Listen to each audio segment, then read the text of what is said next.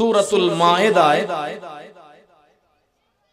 আল্লাহ পাক ঘোষণা করেছেন, আল ইয়াউমা আকমালতু লাকুম দীনাকুম ওয়া আতমামতু আলাইকুম নি'মাতি ওয়া রাদিতু লাকুমুল ইসলাম দীনা। এই আয়াতে কারিমায় আল্লাহ পাক ইসলামকে তার পছন্দের দ্বীন হিসাবে আখ্যায়িত করেছেন। দ্বীনে ইসলাম তথা ইসলাম আল্লাহর মনোনীত ও পছন্দের দ্বীন।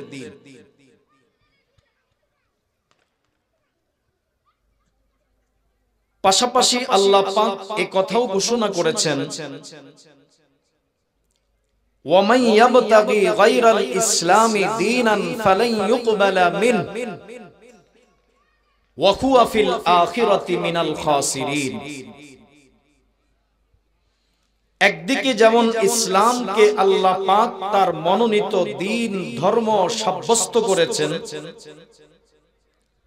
পাশাপাশি পরিষ্কারভাবে এই কথাও জানিয়ে দিয়েছেন, ইসলাম ব্যতীত কেউ যদি অন্য কোন দ্বীন ধর্ম তালাশ করে তাহলে ফালাই ইউকবালা মিনহু, তার কাছ থেকে এই দ্বীন আমি আল্লাহ গ্রহণ করব না, আল্লাহর কাছে সেটা গৃহীত হবে না, বরং ওয়াহুয়া ফিল আখিরাতি মিনাল খাসিরিন, আখিরাতে সে ক্ষতিগ্রস্ত হবে, ব্যর্থ হবে, নাকাম হবে, তার এই মিশন সাকসেস হবে না, কামিয়াব হবে না।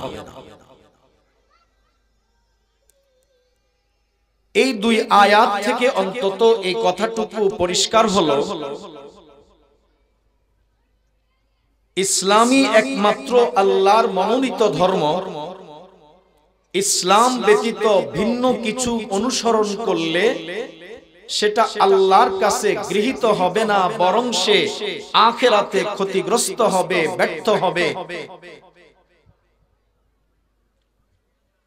একজন মানুষের ইসলাম তথা ঈমানের মৌলিক দুইটি অংশ আছে।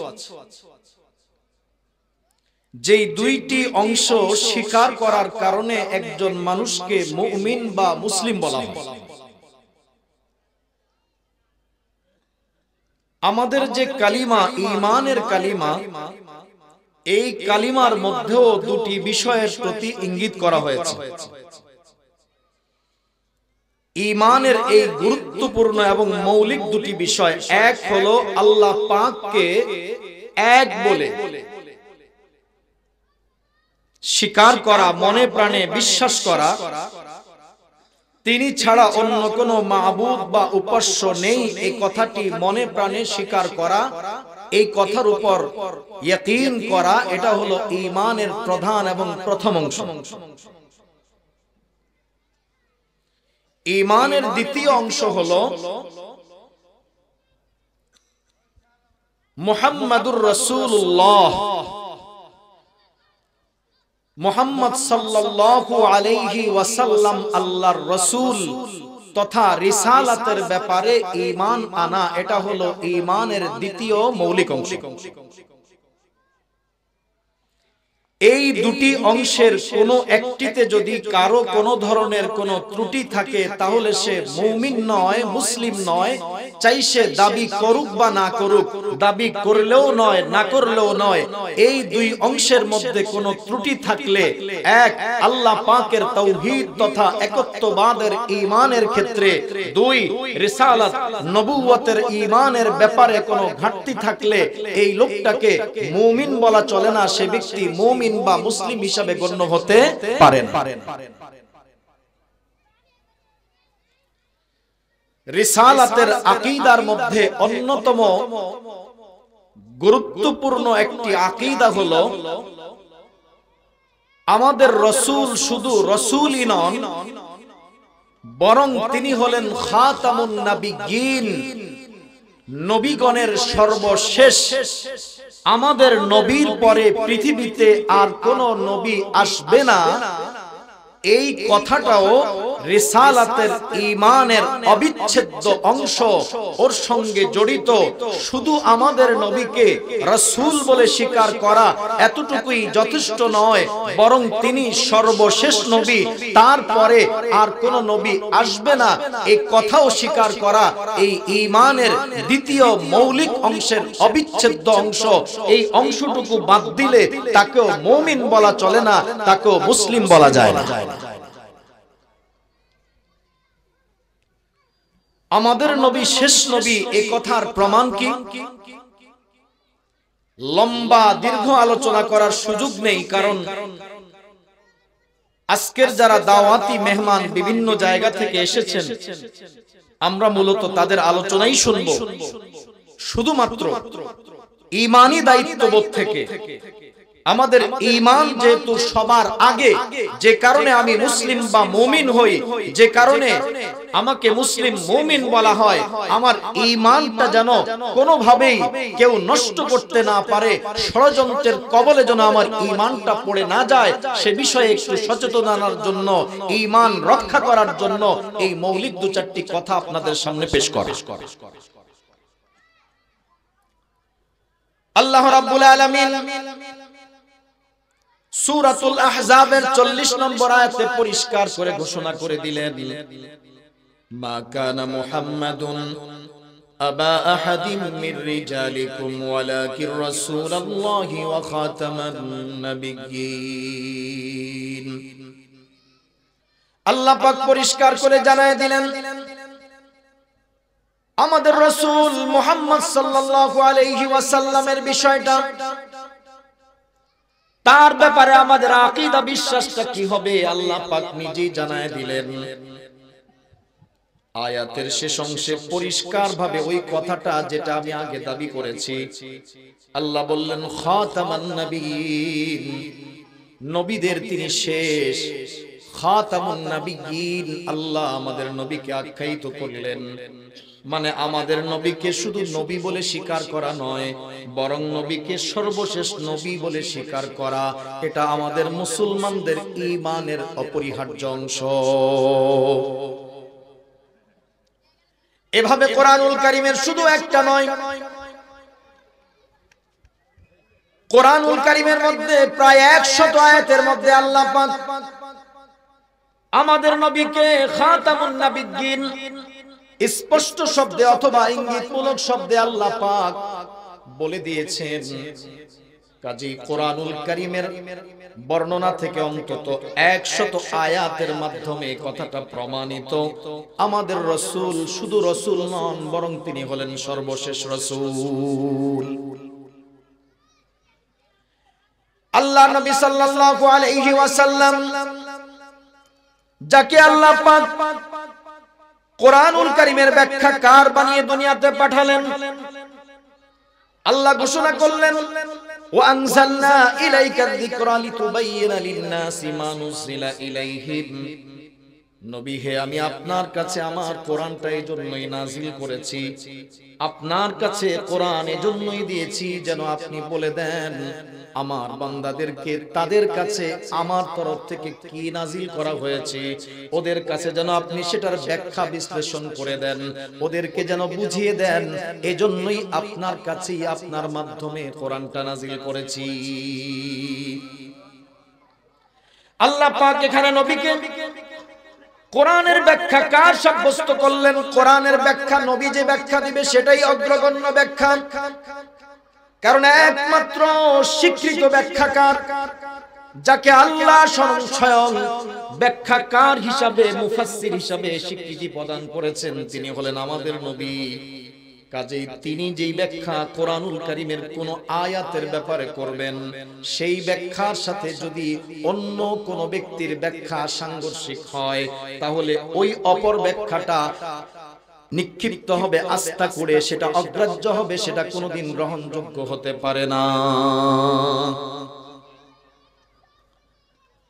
নবী আলাইহিস সালাতু ওয়াস সালাম খাতামুন নাবিয়্যিন বলতে কাকে বলে, এর ব্যাখ্যা আল্লাহর নবী বিভিন্ন হাদিসের মধ্যে, অন্তত 2 শতাধিক হাদিসের মধ্যে আল্লাহর নবী খাতামুন নবিয়্যিন কাকে বলে তার ব্যাখ্যাটা প্রদান করেছেন।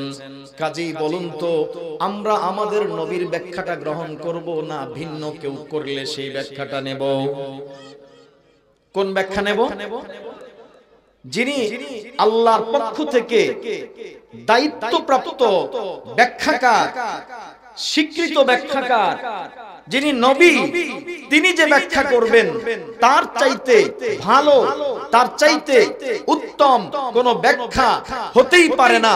তার ব্যাখ্যার সাথে যেই ব্যাখ্যার মিল থাকবে না সেটাকে নিক্ষেপ করা হবে, সেটাকে ছুঁড়ে ফেলা হবে, গ্রহণ করা হবে সেই ব্যাখ্যা যেটা নবীজি করেছেন, স্বীকৃত মুফাসসির যিনি করেছেন, ওই ব্যাখ্যাটাই গ্রহণ করা হবে। বুখারী শরীফ এবং মুসলিম শরীফের মধ্যে সাইয়্যিদুনা হযরত আবু হুরায়রা রাদিয়াল্লাহু তাআলা আনহু থেকে riwayat قال رسول الله صلى الله عليه وسلم كانت بنو إسرائيل تسوسهم الأنبياء كلما هلك نبي خلفه نبي وإنه لا نبي بعدي وسيكون خلفاء فيكثرون আল্লাহ নবী ইরশাদ করলেন, পূর্বেকার জামানায় তথা বনি ইসরাঈলদের আমলে নবীরাই তাদের নেতৃত্ব দিতেন। যখন একজন নবী শেষ হয়ে যেতেন, মানে দুনিয়া থেকে বিদায় নিতেন, তো খলাফাহু নবিয়ুন, তারপরে আরেকজন নবীকে আল্লাহ পাঠিয়ে দিতেন। আরেকজন নবী তার স্থলাভিষিক্ত হয়ে যেতেন, ওই দায়িত্বটা আরেকজন নবীর হাতে অর্পিত হতো, তিনি সেই দায়িত্বটা পালন করতেন। এটা ছিল বনি ইসরাঈলের ক্ষেত্রে আল্লাহ পাকের নিয়ম। আর এই জামানার জন্য নবী সাফ করে বলে দিলেন, ওয়া ইন্নাহু লা নাবিয়্যা বা'দি।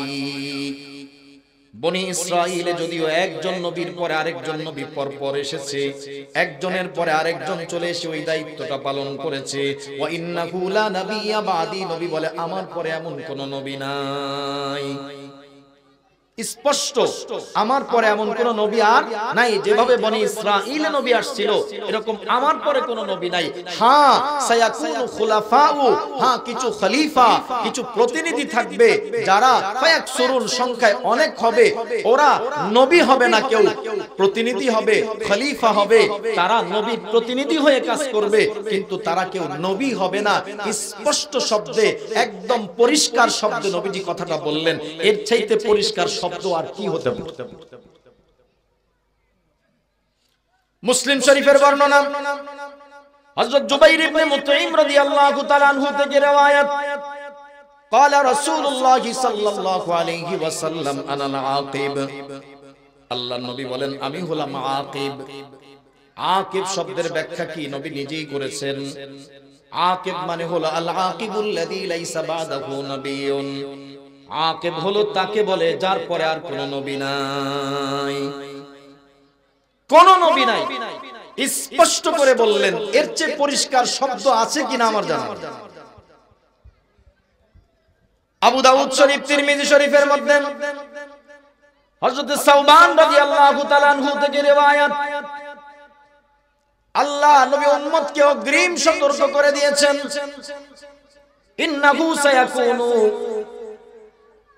বাদি সালাসুনা কাযাবুনা কুল্লুহুম ইয়াজআমু আন্নাহু নাবিয়্যুন ওয়া আনা খাতামুন নাবিয়্যিন লা নাবিয়্যা বা'দি। আবু দাউদ এবং তিরমিজি শরীফের বর্ণনায় সাইয়্যিদুনা হযরত সাওবান রাদিয়াল্লাহু তাআলা আনহু এর সূত্রে বর্ণিত, তিনি বলেন, নবীজি উম্মতকে অগ্রিম হুঁশিয়ার করে গেছেন, সতর্ক করে গেছেন, সায়াকুনু বাদি, আমার পরে অচিরেই আসবে সালাসুনা কাযাবুনা, 30 জন মিথ্যাবাদী, 30 জন চরম মিথ্যুক আমার পরে দুনিয়াতে আসবে।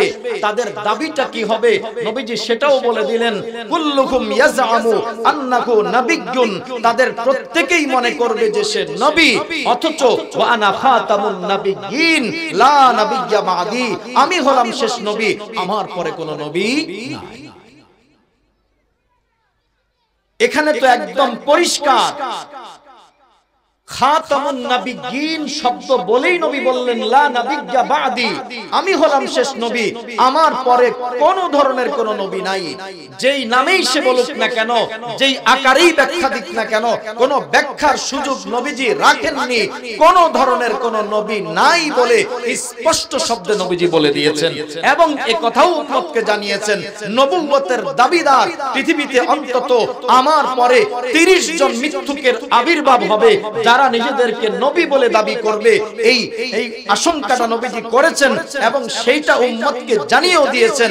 বলুন তো এরপরে এখন যদি পৃথিবীতে কেউ নবুয়তের দাবি করে সে যে মিথ্যুক, সে যে কাযযাব, চরম মিথ্যুক, চরম ধোঁকাবাজ, চরম প্রতারক, এই ব্যাপারে আর কোনো সন্দেহ থাকতে পারে? বেশি না 200 হাদিস লাগবে না, এই 2-3টা বর্ণনা এগুলো যদি কেউ বুঝে তাহলে তার কাছে দিবালোকের মতো স্পষ্ট যে নবীজির পরে আর কোন নবী আসার সুযোগ নাই। কেউ যদি দাবি করে সে চরম মিথ্যুক, সে চরম প্রতারক বলে গণ্য হবে। ঠিক এই জাতীয় এক প্রতারকের কথাই আপনাদেরকে সংক্ষেপে একটু ধারণা দিয়ে নেমে যাব, কারণ দাওয়াতি মেহমানরা আছেন, ওনারাই মূল আলোচনাটা করবেন। আমাদের দেশের উঁচু পর্যায়ে সর্বোচ্চ স্তরের একজন বিখ্যাত আলিম, শুধু বাংলাদেশে না বরং বিশ্বব্যাপী যদি উলামায়ে কেরামের এক তালিকা করা হয়, সেই শীর্ষ তালিকার মধ্যে যাকে স্থান দিতে হবে তিনি হচ্ছেন আমাদেরই এই বাংলাদেশের গৌরব হযরত মাওলানা আব্দুল মালিক সাহেব হাফিজাহুল্লাহ। এই বিষয়ে অনেক গবেষণা এবং গবেষণামূলক বইগুলো সবই ওখানেও আছে, আমাদের কাছেও আছে। এবং কাদিয়ানীদের বিশেষ করে এরা যত ধরনের রচনা আছে, এদের যত ধরনের বই আছে, সব বইগুলো আমাদের সংগ্রহে আছে। আমরা তাদের বইয়ের রেফারেন্স দিয়ে দিয়ে পৃষ্ঠা, লাইন নম্বর বলে বলে এটা প্রমাণ করতে পারবো। পারলে তারা আমাদের চ্যালেঞ্জ ভেঙে দিক, আমরা প্রমাণ করতে পারবো তাদের এই মির্জা গোলাম আহমদ কাদিয়ানী এই দাবিগুলো যে করেছে, এই দাবিগুলোতে কোনো সন্দেহ নাই, যা স্পষ্ট কোরআনের এই আয়াতগুলো এবং হাদিসের সহিহ বর্ণনাগুলোর সাথে সম্পূর্ণ সাংঘর্ষিক। যেই কারণে তাদেরকে কোনোদিন মুসলমান বলে আখ্যা দেয়া যায় না। গোলাম আহমদ কাদিয়ানী সেও মুসলমান নয়, তার অনুসারী যারা তারাও কেউ মুসলমান হতে পারে না, বরং উম্মতের চূড়ান্ত সিদ্ধান্ত হলো কোরআন সুন্নাহর সর্বসিদ্ধ ব্যাখ্যা অনুপাতে এবং ঐক্যমতের ভিত্তিতে একেবারে নববী যুগ থেকে আজ পর্যন্ত সর্বজন স্বীকৃত বিষয় কাদিয়ানীরা, অর্থাৎ এরা যেদিন থেকে আবিষ্কার হয়েছে এবং এই ধরনের আকীদা যারা বিশ্বাস করে, পোষণ করে, এরা কাফের। এরা কাফের, শুধু কাফের না, এতটুকু বিশ্বাসী যথেষ্ট নয়, এদেরকে যারা কাফের মনে করবে না তারাও কাফের। কারণ হলো বুঝা গেল আমাদের নবীর নবুয়তের বিষয়ে এর সন্দেহ আছে, যার নবীর নবুয়তের আকীদার ব্যাপারে সন্দেহ থাকে, ত্রুটি থাকে, সে মুসলমান না। কাজেই কাদিয়ানীরা কাফের এতটুকু বিশ্বাসী যথেষ্ট না, বরং কাদিয়ানীদেরকে যারা কাফের মনে করবে না, এদের ব্যাপারে যারা সন্দেহ পোষণ করবে তারাও কাফের, কারণ তার নবুয়তের আকীদার মধ্যে সন্দেহ রয়ে গেছে। এরা যদি মুসলমানই হবে, আমি কয়েকটা পয়েন্ট বলে শেষ করে দিচ্ছি। কয়েকটি আকীদার কথা স্মরণ করে দিচ্ছি।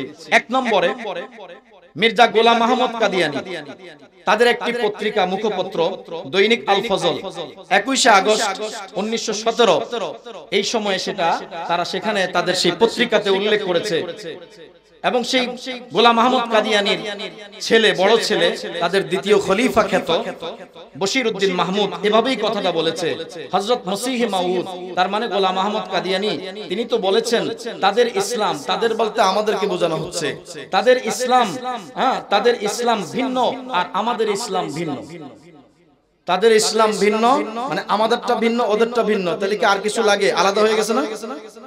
আচ্ছা, তারপরে বলে তাদের খোদা ভিন্ন, আমাদের খোদাও ভিন্ন। তাদের মানে আমাদের খোদাও নাকি আলাদা, তাদের খোদাও নাকি আলাদা। তাইলে আবার মুসলমান দাবি করার দরকারটা কি? আমরা তো আমরাই আছি, আপনারা তো আলাদা হয়েই গেছেন, এখন আবার মুসলমান দাবি করেন কেন?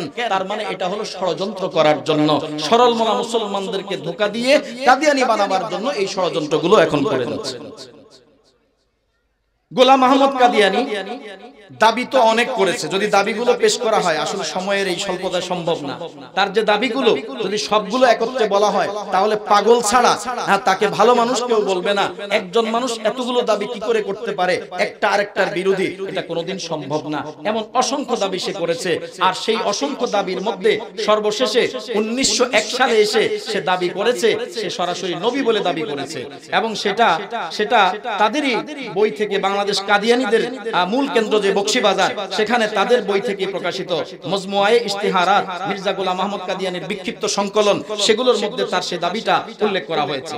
সেখানে সে বলে, আমি ওই খোদার কসম করে বলছি যার হাতে আমার জীবন, তিনি আমাকে পাঠিয়েছেন এবং তিনি আমার নাম নবী রেখেছেন। সেটা হলো তার কিতাব তাতিম্মায়ে হাকিকাতুল ওয়াহি রুহানি খাজাইন। তাদের এই কিতাবের মধ্যে গোলাম আহমদ কাদিয়ানী এই দাবিটা করেছে বলে আমাদের কাছে সেই কিতাবগুলো আছে। কাজে অস্বীকার করার কোনো সুযোগ নাই। আমরা তাদের কিতাবগুলো সংগ্রহ করে রাখছি যেন কোনো চালাকি করার সুযোগ না পায়, এগুলো আমাদের কাছে আছে। তো এখানে দাবি করলো কি, সে যে নবী, এটা স্পষ্ট না? বুঝছেন আপনারা কি বললো? সে দাবি করলো, আমি ওই খোদার কসম করে বলছি যার হাতে আমার জীবন, তিনি আমাকে পাঠিয়েছেন এবং তিনি আমার নাম নবী রেখেছেন। আর লাগে কিছু? একজন মানুষ কাফের হওয়ার জন্য এর চেয়ে বড় আর কোনো প্রমাণ দরকার আছে? অসংখ্য প্রমাণ আছে। কয়টা শোনাবো? আরো বড় জালিয়াতি সংক্ষেপে বলে দিচ্ছি। জালিয়াতি হলো ওরা আমাদেরকে ধোঁকা দেওয়ার জন্য আমাদের কালিমাটা ব্যবহার করে, লা ইলাহা ইল্লাল্লাহু মুহাম্মাদুর রাসূলুল্লাহ। ওরা বলে, আরে কালিমা তো আমাদের একই, আমরা আলাদা কে বলছে? আপনারা যেই মুসলমান আমরাও তো সেই মুসলমান, কিন্তু একটু আগে মির্জা গোলাম আহমদ কাদিয়ানীর কথা থেকে আমরা আর তারা এক না ভিন্ন? কি বলেন, কি বুঝাইছে? অথচ এরা এখন বর্তমানে ধোঁকা দেওয়ার জন্য ওইগুলাকে লুকায় রাখা বলে যে আমাদের আর আপনাদের কালিমা তো এক। কিন্তু এর মধ্যে একটা শয়তানি আছে। শয়তানিটা হলো লা ইলাহা ইল্লাল্লাহ আর মুহাম্মাদুর রাসূলুল্লাহ। মুহাম্মাদুর রাসূলুল্লাহ বলতে ওরা আমাদের নবীকে বোঝায় না, মুহাম্মাদুর রাসূলুল্লাহ বলতে গোলাম আহমদ কাদিয়ানীকে বোঝায়। আচ্ছা বলুন তো, এই ধরনের ধৃষ্টতা যারা দেখায় তারা কি মুসলমান? তাহলে তাদের ব্যাপারে আমাদের পরিষ্কার, লম্বা কথা বলার সুযোগ নাই। কোরআন হাদিসের কয়েকটা আয়াত এবং হাদিস আমি আপনাদের সামনে পেশ করে এতটুকু স্পষ্ট করার চেষ্টা করেছি যে আমাদের নবী শেষ নবী, এই কথা বিশ্বাস করা কোরআন হাদিসের অকাট্য দলিল দ্বারা প্রমাণিত। কাজেই এর সাথে যে দ্বিমত পোষণ করবে সে মুসলিম নয়। কাজেই গোলাম আহমদ কাদিয়ানী যে 1901 সালে নবুয়তের দাবি করেছে, এই অপরাধের দায়ে সে অমুসলিম। কাজেই তার গঠন করা জামাত আহমদী জামাত, যেটাকে বলে আহমদিয়া মুসলিম জামাত। আরো বড় কথা হলো, যদি তোমরা মুসলমান হইবা তাহলে আলাদা নাম কেন দিলা? আহমদিয়া মুসলিম জামাত দরকার কি? মুসলমান তো মুসলমানই আছে, আবার আলাদা নাম দেওয়ার দরকার কি? এটার মধ্যেও কিন্তু ইঙ্গিত আছে যে কিছু ভিন্নতা। তো ওরা এখানে মুহাম্মাদুর রাসূলুল্লাহ বলতে কাকে বোঝায়? গোলাম আহমদ কাদিয়ানীকে বোঝায়। ব্যাখ্যা করে যে মুহাম্মদ সাল্লাল্লাহু আলাইহি সাল্লামের আবির্ভাব পৃথিবীতে দুইবার হয়েছে। একবার তো সেই প্রথম নবুয়তের প্রথম আমলে, আর 1300 হিজরির পরে গোলাম আহমদ কাদিয়ানী নামে আরেকবার তার বহিঃপ্রকাশ হয়েছে। এমন নানা বাজে কথা, নবীকে যেই গুণ দেওয়া হয়েছে এগুলো এমনকি তার চেয়ে আরো বেশি গুণ নাকি তাকে দেওয়া হয়েছে। নাউযুবিল্লাহি মিন যালিক। এই ধরনের উদ্ভট নবীদেরকে গালিগালাজ করা, নবীদের ব্যাপারে বাজে মন্তব্য করা, ঈসা আলাইহিস সালামকে নিয়ে বিভিন্ন রকম বাজে মন্তব্য করা, যেগুলো তার অভ্যাসে পরিণত হয়েছিল। এমন একজন ব্যক্তি নবী হওয়া তো দূরের কথা, একে একজন সাধারণ মুসলমানের কাতারেও গণ্য করা সম্ভব নয়। কাজেই মুসলমানদের চূড়ান্ত আকীদা হলো, কাদিয়ানী যারা তারা কাফের, এবং কাদিয়ানীদেরকে যারা কাফের মনে না করে তারাও কাফের। কি বলেন, ঠিক কিনা? তাহলে আমরা সজাগ থাকব, আমাদের সকলকে বিষয়টা জানিয়ে দেব। আমাদের কাঁধের উপরও কিন্তু তাদের আস্তানা আছে, জানেন কিনা আপনারা? কাজেই যেন আমাদের সন্তানদেরকে কোনোভাবে ধোঁকা দিয়ে কাদিয়ানী বানাতে না পারে, এই ধোঁকা থেকে আমরা বাঁচার চেষ্টা করব। এই বিষয়ে যদি আপনাদের কোনো খটকা বা প্রশ্ন থাকে, তারা যদি আপনাদেরকে ধোঁকা দিতে চায় তাহলে আমাদের শরণাপন্ন হবেন ইনশাআল্লাহ। যেই কোনো ধরনের আলোচনা এবং তাদের সঙ্গে বহস করা বা যেই কোনো ধরনের আলোচনার জন্য আমরা প্রস্তুত আছি, এবং তাদের সব ধরনের বই পুস্তক আমাদের কাছে রক্ষিত আছে। বলার কোনো সুযোগ নাই যে আমাদের বইয়ে নাই, এই কথা বলার কোনো সুযোগ নাই। আল্লাহ পাক আমাদের সকলকে বুঝার তৌফিক দান করে বলি আমিন।